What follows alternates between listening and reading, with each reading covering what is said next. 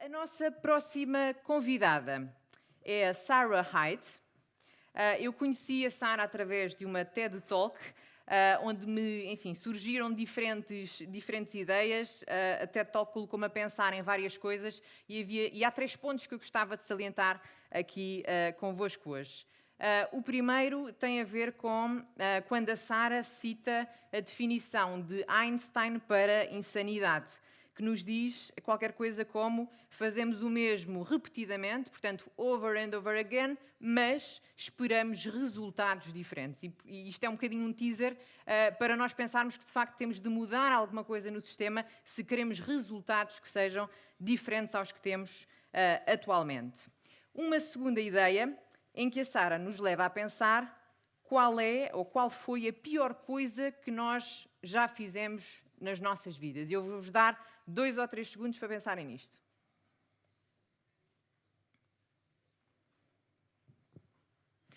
Ok, muito bem, já pensaram? E agora, imaginem que, a partir de agora e para o resto das vossas vidas, vocês seriam única e exclusivamente conhecidos por esse facto.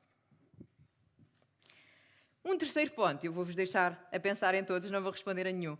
Um terceiro ponto que a Sara levanta, e é quando faz uma pergunta que eu acho que é muito pertinente, e ela faz esta pergunta à audiência, e que é: quem são, afinal, as pessoas que estão presas? Será que são assim tão diferentes de nós? Eu vou-vos deixar com todas estas interrogações e vou chamar então a nossa próxima convidada, Sara Hyde, para partilhar connosco algumas das suas ideias sobre este tema.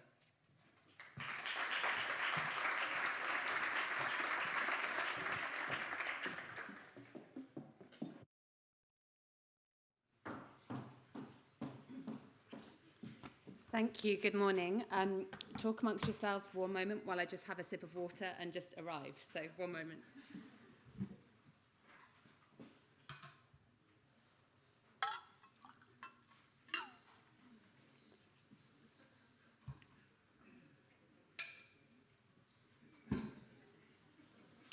Wonderful. And another technical thing, when I want the next slide, I just ask for it, right? Organisers? Ah, hey, got the power. Alrighty. Okay, we'll see.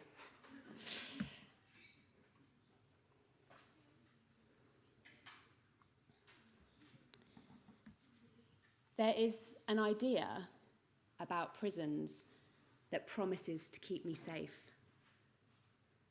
There is an idea that means I don't have to think too hard about how to improve things.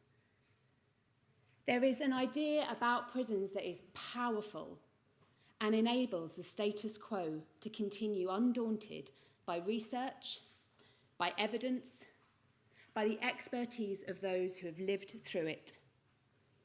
There is an idea about prisons that promises to keep me safe. The idea is this. Hooray. The idea is this: that prisons are separate from our society, that those in them are different to you and I. If prisons are separate, other, over there, what concern are they of mine?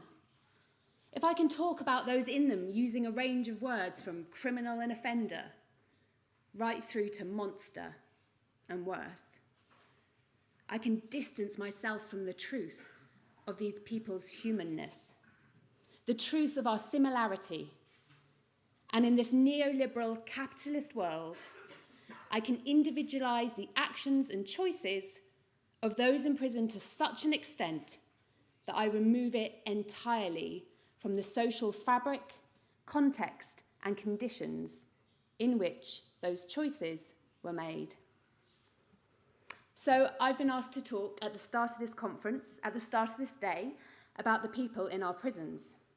You're going to hear lots later from amazing people who are changing things and running incredible projects. But at the start of the day, this talk is going to set the scene and talk about who is in our prisons. And I want to start from here.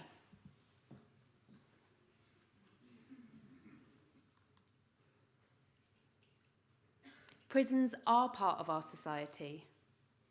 And that means it is on all of us to reimagine them and the system that they are part of as something that works for us all and not as dumping grounds or societal dustbins or retro Dickensian workhouses filled with people who are criminalised for their poverty.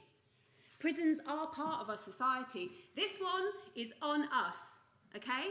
So this is one for those who dream big. This is one for people who want to get stuff done. This is one for the activists and the academics and the policy people. Because this is about justice, and this is about fairness, and this is about equality. This is about the evidence of what actually works and contributes to less crime, less victims, and less damage to us all and to our societies. And it needs every single one of us. I'm Sara Hyde, as has already been said, and I've worked in and around prisons for about a decade, and now I'm a prison researcher at the University of Nottingham. So I've been asked to talk about the people who are in our prisons, and I have to acknowledge that I've only ever worked in them. I've never lived in one. And I approach this topic from a position, therefore, of privilege, of white privilege, and of power. I mean, I literally held the keys when I worked in a prison. There are other speakers here today who can speak with a lot more authority than I can on this subject. Those are the people with the lived experience of being in a prison. But to help me, I've spoken to 4 friends of mine who have lived in prison, and I asked them what they wanted other people to know about that experience and the people in there. So thank you to my dear friends, you're amazing, and you teach me every day. So working in a prison taught me how clueless I was. It humbled me. And it taught me that we're all these complicated mixes of the ability to do great things with great love and care, and also there's in there that capacity to inflict great harm and damage, that kind of paradox of the human condition. But this is far more eloquently summed up by the Russian writer who spent time incarcerated. He says, if only it were all so simple, if only there were evil people somewhere insidiously committing evil deeds, and it were necessary only to separate them from the rest of us and destroy them. But the line dividing good and evil cuts through the heart of every human being. And who is willing to destroy a piece of his own heart? And that's in the novel The Gulag Archipelago by Alexander Solzhenitsyn. So this is where we start from. Ooh. Prisons are part of our society. Prisons are part of our society because there are people that work in them and go in every day and every week, in and out. In my day job, I research prison staff and the impacts of suicide and self-harm on them. They come in day by day and demonstrate that porosity between prison and the so-called rest of society. They come into work with their bereavements, their celebrations, their COVID-19 infections, their hopes and their dreams, their fears and their failures, who go back to their homes and communities and families after a shift at the prison, carrying what they have seen, what they have heard, and what they've experienced in their bodies and minds, what the academic Rachel Ellis calls institutional infusion. The pandemic showed us what a myth it was that prisons are separate somehow. Prisons are part of our society. People are incarcerated and released every single day. So although in England and Wales we have about 80,000 people in prison on any given day, in 2020, 59,567 people went in and 53,253 people came out. So those 80,000 people are not always the same people, and there are people constantly moving through the system, people losing homes, losing work, losing family connections. 1 in 5 adults in England and Wales has had a criminal conviction. So time spent in prison as a prisoner is harder than I can imagine, and the impact on people is lifelong. And alongside that, there's a very immediate circle of people who are impacted. Prisons are part of our society. The damage impacts not just those incarcerated, but their children, the victims of crime, and those who work in prison, all of whom exist not just inside, but outside the prison too. So prisoners' children. Children of Prisoners Europe states that there's around 108,000 children in England and Wales with an incarcerated parent on any given day. Again, that depends on which day. They're different people. A 2019 CREST advisory report found that actually 312,000 children were affected by parental imprisonment in any given year. Children of Prisoners Europe estimates that 800,000 children across the EU have an incarcerated parent on any given day. And in America, the Sentencing Project says that 2.7 million children have an incarcerated parent, and 5.2 million children have had a parent who's been incarcerated. So that's a lot of children, a lot of pain. And that same work by Crest Advisory in 2019 found that 65% of the sons of prisoners went on to have involvement in the justice system. 65%. The victims of crime. The National Crime Survey of England and Wales found that about a fifth of people in England and Wales had been a victim of crime in 2021. That includes fraudulent, non-violent, some would call fairly low-level crimes, and for violent crimes, it's about 2% of the population. And in many cases, these have profound impacts. Particularly for the violent crimes and crimes against the person, there's often a circle around that victim of family and friends who are also impacted by the offence. The number of prison workers in the UK is harder to estimate. Her Majesty's Prison and Probation Service employ about 52,000 people, but that doesn't include private sector workers, healthcare workers, or charity sector workers.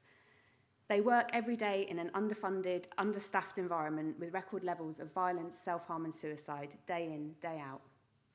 So when we start to take all of these people into account, not just the core that are incarcerated, the next layer out, even at a very brief glance, people directly affected by incarceration are many tens and hundreds of thousands in England and Wales, far more than that kind of simple 80,000 figure might suggest. Prison is part of a society because if nothing else, your taxes are paying for it. So even if everything else I've said is not of interest, you're probably paying for it. So even if your grandma didn't have a court appearance for speeding, your taxes sustain the system. The cost of reoffending annually in England and Wales is estimated at 18.1 billion. That's from a Newton et al. Paper in 2019. 18.1 billion every year, and that is a lot of money to anyone. And the National Audit Office found that imprisonment rates had no correlation with the crime rate.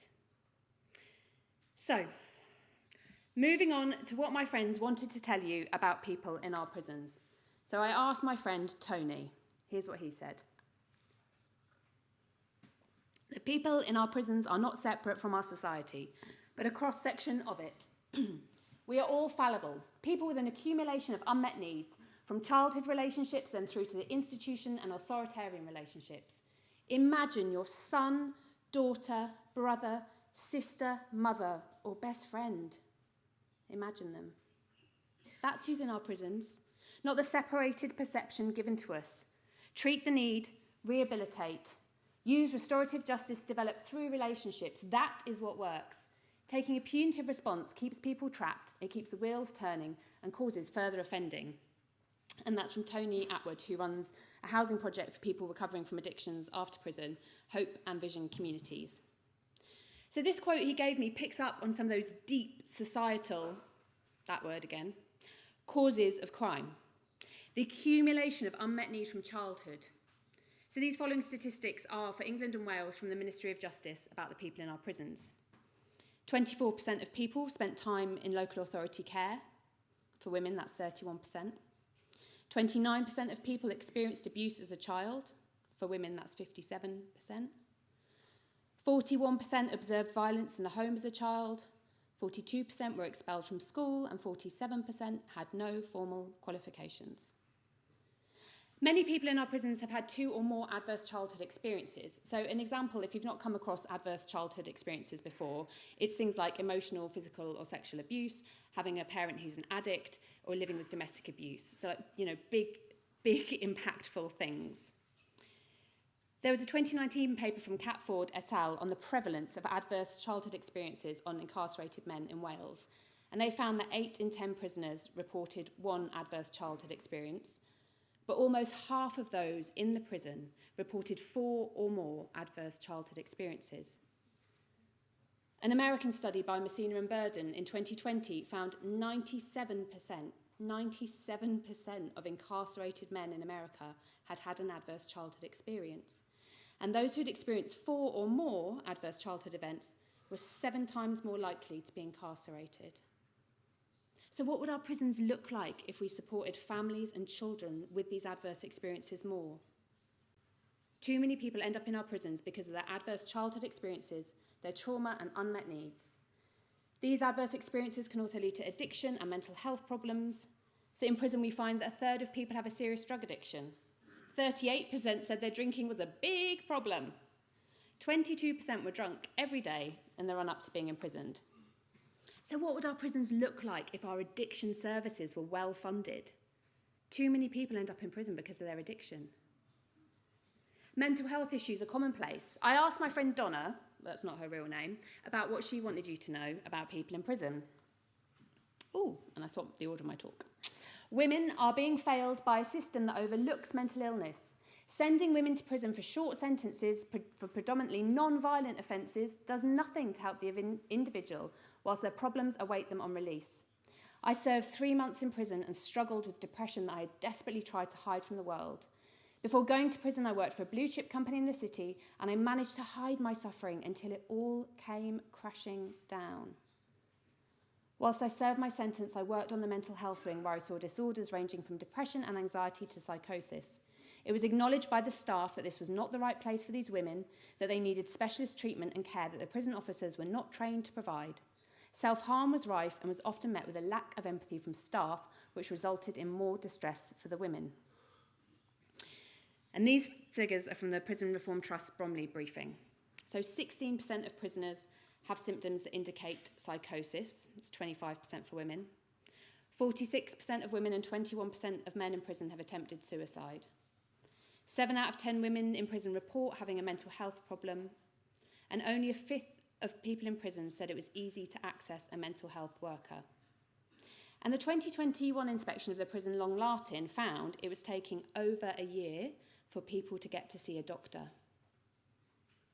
What would our prisons look like if our mental health services were well funded? Too many people end up in prison because of their poor mental health. Donna continued, as a black woman, I know there is another conversation to be had about the disproportionately high numbers of black women in the criminal justice system, how mental health is viewed in the black community, the social stigma and trauma that is passed on through generations. Most of the women I came across, myself included, had a story and they desperately needed somebody to listen to them. The 2017 Lammy Review into the treatment and outcomes for black, Asian and minority ethnic individuals in the criminal justice system found that for women tried at magistrates' courts, that's in England and Wales, the kind of lower court, for every 100 white women, 100 white women found guilty, 122 black women were found guilty, and 144 Asian women were found guilty. It found that across men and women, those charged with drug offences, people from black, Asian, minority ethnic backgrounds, were 240% more likely than their white counterparts to get a prison sentence. 240% more likely to get sent to prison because of the colour of their skin. As a result of practices and statistics like these, black, Asian and minority ethnic people are overrepresented throughout the system. So what would our prisons look like if we imprison people proportionately? Too many people end up in prison because of systemic and institutional racism. Adverse childhood experiences, addiction, poor mental health, structural racism, and poverty. Too many people are criminalised for their poverty, whether that's shoplifting to feed their children or being prosecuted for carrying a small amount of crack when the besooted businessman just gets his wrist slapped for having a wrap of coke. Or when a case does get to court, have you got the poorly briefed, overstretched duty solicitor who's only been in the job 2 weeks? Or do you get the best barrister that money can buy, courtesy of your family wealth? That's who's in our prisons. Prisons are part of our society, and prisoners leave every day. What then? Lisa wanted you to know this. Don't judge that person. As soon as people hear you've been in a prison, everyone is judged. Everyone has a story, and there are reasons for what happens. The conviction does not define that person, and people aren't allowed to continue to live. It never goes away. I live it every day. I can't ever be normal. The world won't allow me to live and be normal again. A prison sentence shouldn't define people. People need to be given a chance, both inside and when they leave. They have to carry it forever. When can you be forgiven? Who's going to forgive you? It's hard for people in the rest of society to understand. It's so life-changing. And these quotes from Donna and Lisa and Tony, they remind me that prison is too often about power and punishment, despite the good individuals that work in them, and it isn't so much about rehabilitation. That the prison population is driven by structural racism, poverty and inequality. It's not just a place that bad people go. So prison is part of a society. Those who've lived in them are carrying that experience through the rest of their lives, often in a world that won't let them move on.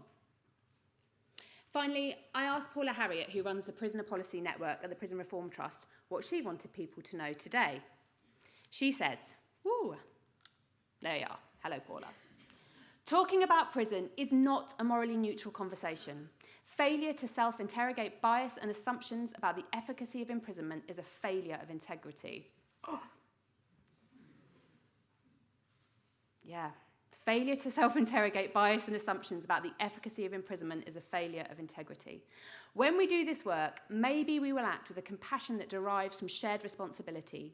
Failure to invite incarcerated peoples to lead conversations about people in prison is one of those moments when we need to examine the assumptions, bias, and privilege that blinds us to progress.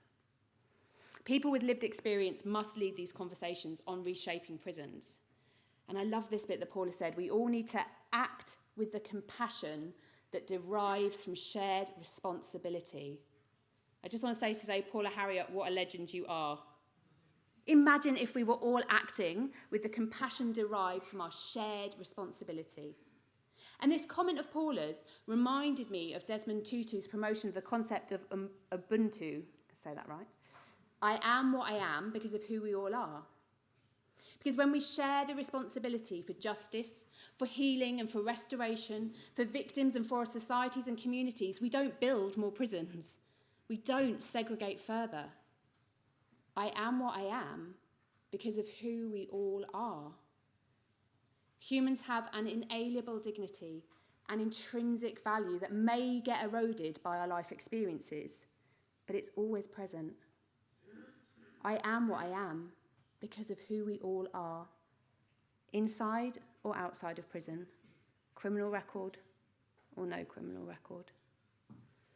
Sorting out prisons and the justice system shouldn't be rocket science. But in a time of individuality and atomization, in a culture of scarcity, fear and othering, it becomes a lot more difficult. So we need to act collectively. We need humility and tenacity to address this. We need to bring people with us. You know, people who at the moment might be afraid and unaware of the stories and realities for people inside our prisons. So today I want to say, keep on keeping on. Oh, missed that. It's still true. I am what I am because of who we all are. Keep on keeping on. Prisons are part of our society, and this is on us. Okay, so this is the one for those who dream big. This is the one for those who want to get stuff done. This is one for the activists, the academics, and the policy people, because this is about fairness. This is about equality. This is about justice. This is about less crime, less victims, less damage to our society. Thank you. Thank you so much to ReShape, and thank you so much for listening to me today. Keep on.